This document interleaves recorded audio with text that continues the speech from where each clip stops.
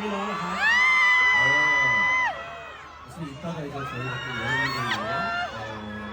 물을 드릴 거고 เดี๋ยวเราจะเตรียมน้ำไว้ให้ทุกคนนะครับ